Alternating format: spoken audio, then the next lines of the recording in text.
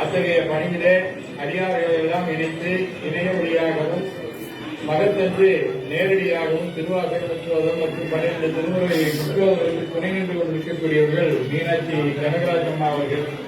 அதோடு மட்டுமல்ல, நம்முடைய குழந்தைகள் இங்கே இருந்து அயல்நாடு சென்ற பின்னர் தமிழையும் சமயத்தையும் அறிந்து கொள்வதற்கு மதுரையில் இருக்கக்கூடிய நம்முடைய நண்பர் அவர்களுடைய முயற்சியின் மகேந்திரன் அவருடைய முயற்சியின் காரணமாக இங்கே வகுப்பு ஒவ்வொரு வெள்ளிக்கிழமையும் நடைபெறுகின்றது.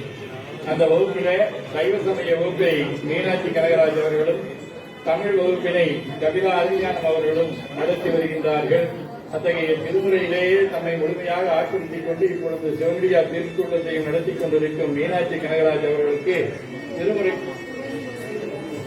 மேன்மைகள் சைவநீதி திருக்கூட்டம் சிவனடியார்கள் திருக்கூட்டத்தினுடைய நிறுவனர் மீனாட்சி கனகராஜ் அவர்களுக்கு திருமுறை நல்லாடை.